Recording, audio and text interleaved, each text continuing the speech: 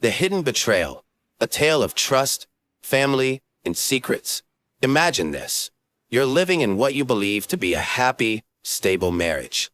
You and your spouse have built a life together, and with 2 young kids, your family feels complete. Everything seems to be in place. Your days are filled with laughter, shared routines, and time spent with mutual friends. You feel like you're on solid ground.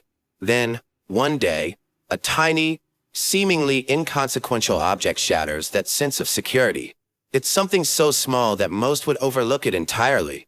A tampon, hidden in the back seat of your spouse's car. But you know it's not yours. And from this single object, a cascade of suspicions and doubts unfurls, leading you down a path where every step threatens to expose something darker, something you never expected. This is the story of a woman who found herself pulled into a web of secrets and betrayal, not just by a stranger, but by those she trusted most. The woman in this story is a 29-year-old mother of 2, who, until recently, had never suspected her husband of any wrongdoing. They had been together for 7 years, married for 4, and despite the challenges of balancing work and family life, they had always shared a strong bond. They laughed together, supported each other, and had a circle of friends with whom they spent weekends at barbecues and movie nights. Among these friends was Fiona, a close family friend and co-worker of her husband's.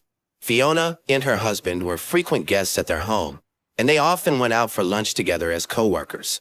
It was a close-knit group, and until that fateful discovery, there had been no reason to question the trust she had in her husband or their friends. One day, as she was buckling her daughter into the back seat, she noticed something wedged between the cushions. Reaching down, she pulled out a small, cylindrical object, a tampon, still wrapped and pristine. A wave of confusion washed over her.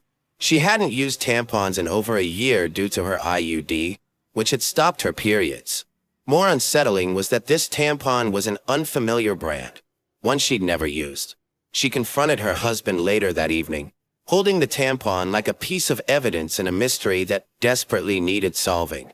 When she showed it to him, he looked genuinely confused. After a moment, he shrugged and suggested it probably belonged to Fiona, explaining that she must have dropped it during one of their lunch carpool outings. He seemed unconcerned, dismissing her worries as if they were an overreaction. The nonchalance in his response stung, but she tried to let it go, convincing herself that it was just a fluke, a stray item from a friend.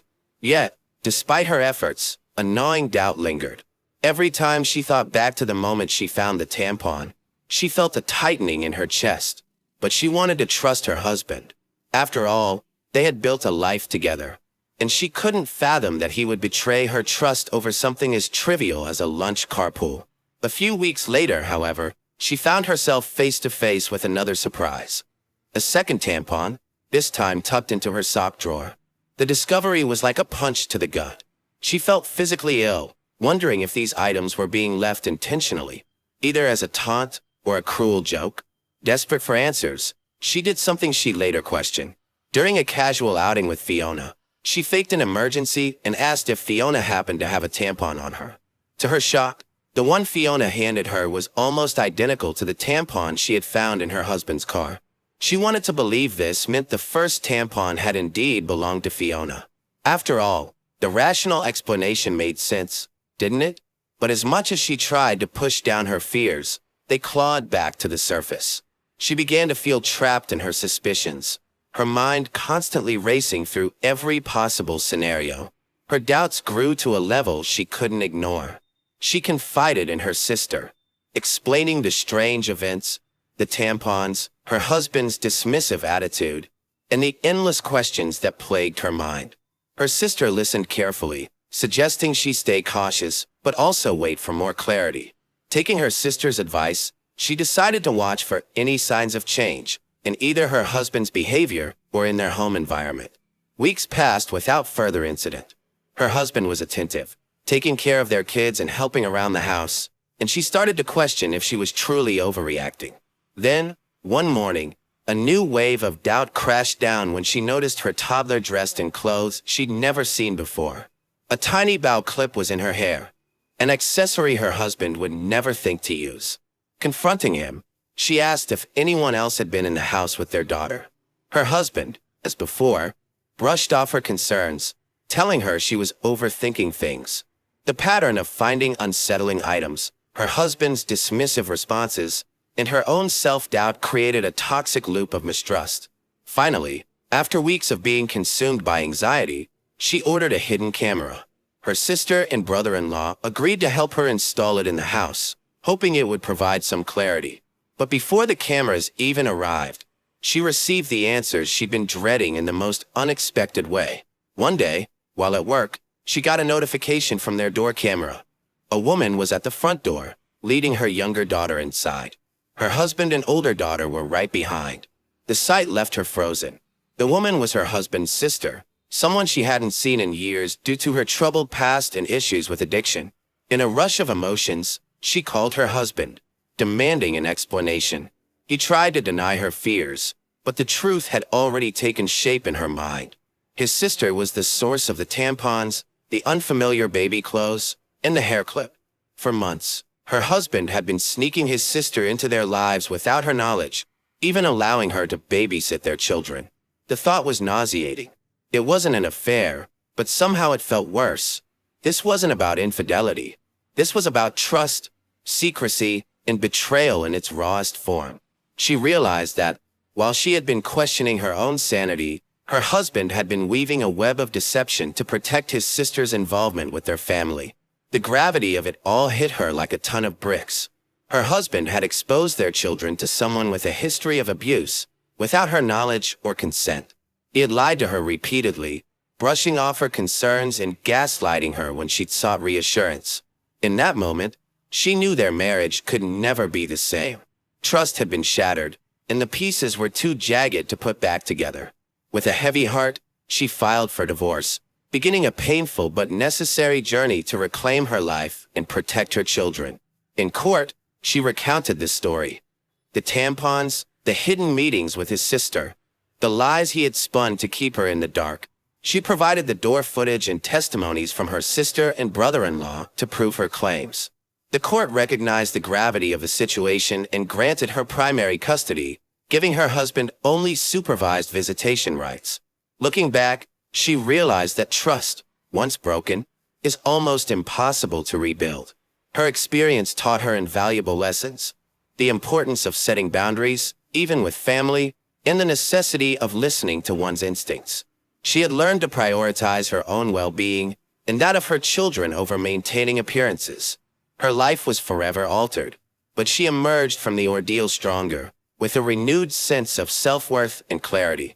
And for those who might find themselves in her shoes, she offers this advice: trust yourself, set boundaries, and never settle for a life built on deception.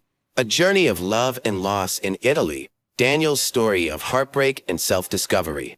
When Daniel first met Sophia at a friend's barbecue 2 years ago, he could never have predicted that she would become such a significant part of his life, or that he would one day find himself sitting alone in a quiet Italian cafe, trying to hold back the flood of emotions threatening to overcome him. It was a humid summer evening when they met, with laughter and the aroma of grilled food filling the air. From the moment he laid eyes on Sophia, he was captivated by her. There was something refreshingly lighthearted about her, a contagious laugh, a warmth in her smile, and an easy way of seeing humor in everyday situations. They struck up a conversation that night that lasted until the early morning hours, sharing stories and dreams as if they had known each other for years. In the months that followed, Sophia brought a vibrant, effortless joy into Daniel's life that he hadn't realized he was missing. They spent countless evenings together, cooking, exploring the city, and sharing moments that felt like something out of a movie. Their love was an easy, natural kind, and their lives intertwined seamlessly. It wasn't long before they were practically inseparable, building plans for the future as naturally as breathing. Sophia made Daniel feel alive in a way that his carefully organized, career-focused life rarely allowed, and he loved her for it. But as with many love stories, theirs wasn't without complications. After a year of steady, predictable work, Daniel was promoted to a more demanding position. It was an incredible opportunity and a dream come true for him, but it came with a price. Suddenly, his 9 to 5 schedule turned into late nights, weekends spent answering emails, and an ever-growing list of responsibilities. Though he tried to balance it all, there were only so many hours in a day, and he began missing dinners, canceling weekend plans, and spending less and less time with Sophia. Sophia, at first, was patient. She encouraged him, often reminding him that he was doing something meaningful, something he had worked hard for. But the more time passed, the more Daniel noticed a shift in her. The easy laughter that had drawn him to her became rare, and the spontaneous joy she once brought into his life seemed to dim. He could see her frustration in the way she sighed when he missed another dinner or stayed late at work. Their once effortless intimacy now required careful planning, and even then, it often felt forced. Every missed call and canceled plan added to an undercurrent of resentment that neither of them could ignore. One day, after yet another rushed meal, Daniel decided he needed to do something. He loved Sophia deeply, and seeing the strain his job had put on their relationship was becoming unbearable. He needed to remind her of the love they had shared, to show her that, despite the demands of his career, she was still his priority. And so, he came up with a plan. A surprise trip to Italy, a place she had often mentioned wanting to visit. He imagined it would be the perfect escape, a chance for them to reconnect and rekindle the romance that had begun to fade under the weight of his career. Daniel spent weeks planning every detail. He booked flights, reserved charming hotels, and researched the best restaurants and attractions in Rome, Venice, and Naples. Italy, he thought, would be the ideal backdrop for the kind of love they had always shared. He envisioned them wandering through the winding streets of Rome, taking a gondola ride in Venice, and watching sunsets over the Mediterranean. It was an ambitious plan, but Daniel believed that this trip could be the fresh start they both needed. When he finally revealed the surprise to Sophia, her reaction was everything he had hoped for. Her eyes lit up with a spark he hadn't seen in months, and she hugged him tightly, thanking him for the thoughtful gesture. For the first time in a long while, Daniel felt a sense of relief, as if they were on the path back to the life they had once shared. Their first days in Italy were like a dream. They strolled hand in hand through the bustling streets of Rome, explored ancient ruins, and enjoyed quiet dinners at charming, ivy-covered restaurants tucked away in narrow alleys. Every moment felt like a reminder of why they had fallen in love in the first place, and Daniel felt a renewed sense of hope. They laughed, shared stories, and for the first time in what felt like forever, there was no tension, no work emails, no distractions, just the two of them. One evening in Venice stands out particularly in Daniel's memory. They had booked a small boat to take them through the canals at dusk. The setting sun cast a golden glow over the ancient buildings, reflecting off the water and turning the city into a canvas of warm hues. Sophia rested her head on Daniel's shoulder as they glided under low bridges and alongside colorful, slightly tilting buildings. In that moment, with a gentle splash of water and the soft murmur of distant chatter filling the air, Daniel felt a peace he hadn't known in months. For a brief, beautiful moment, it was as if all the stress, all the strain, had simply melted away. But just as Daniel was beginning to believe that the trip was working, that they were finding their way back to each other, Sophia dropped a bombshell that shattered his hopes. On their last day in Naples, as they stood on a cliff overlooking the vast, blue expanse of the Mediterranean, she turned to him with a serious expression. She told him that she wanted to stay in Italy longer without him. She needed time to find herself, to think about their relationship, to figure things out. Daniel was stunned. He had planned this entire trip as a way to reconnect, to remind her of the love they had shared. And here she was, telling him she wanted to stay behind, to be alone. His mind raced, trying to process her words. It felt like a betrayal, a rejection of everything he had tried to build with her. Sophia explained, haltingly, that despite the beauty of their journey, she still felt something missing. She loved him, but she was lost, and she needed time to rediscover herself. Daniel tried to understand, but the pain was too fresh, too raw. He asked her why she hadn't told him sooner, why she had let him plan this trip if she felt this way. But her answers only left him with more questions, a sense of confusion and sadness that he couldn't shake. The conversation quickly escalated into an argument. Daniel, feeling hurt and blindsided, told Sophia that if she wanted to stay behind, she would need to take responsibility for her decision, including the financial burden. He had planned and paid for this trip with the understanding that it was something they were doing together, and now she was changing the plan without even consulting him. Sophia accused him of being controlling, and Daniel countered that a relationship was built on mutual decisions, not one-sided actions that affected them both. Eventually, feeling drained and defeated, he made the painful decision to leave Italy alone, unsure if he would ever see Sophia again. Returning home, Daniel struggled to process everything that had happened. He felt as though he had lost not only a relationship, but a part of himself. He had poured so much into his love for Sophia, only to have it thrown back in his face in the most unexpected way. Friends tried to offer support, but their words often felt hollow. Some even questioned his decision to cut her off financially, suggesting that he had acted too harshly. It was a painful realization, feeling as though even those closest to him couldn't fully understand the depth of his hurt. But then, as the days turned into weeks, Daniel began hearing whispers from friends about Sophia's time in Italy. One night, over drinks, a mutual friend mentioned that Sophia had borrowed money from several people during her extended stay. It was a casual remark, but it set off alarm bells in Daniel's mind. He pressed for more information, and eventually another friend, someone close to Sophia, confided that she had met someone in Italy, a man she had become romantically involved with during her time alone. The final revelation, a rumor that Sophia might be pregnant, left Daniel reeling. His mind raced as he tried to piece together the fragments of this new, painful reality. He couldn't believe it, didn't want to believe it. But the more he thought about it, the more the pieces began to fall into place. All the late-night phone calls she had missed, the vague explanations, the unexplained expenses, it all pointed to something he had never imagined. Desperate for answers, Daniel decided to confront Sophia directly. He couldn't live with the doubt, the uncertainty eating away at him. He arranged to meet her at a quiet cafe, a place that had once been a haven for them, a spot where they had shared countless happy memories. When she arrived, he could see the tension in her posture, the guarded expression in her eyes. Taking a deep breath, he laid it all out, the rumors, the suspicions, the pain he had been carrying since she had chosen to stay behind. Sophia, caught off guard, admitted to the truth. She had, indeed, met someone during her time in Italy, and her relationship with him had quickly turned into something more than a casual fling. She had been lost, searching for something she couldn't quite define, and in her confusion, she had made choices she now deeply regretted.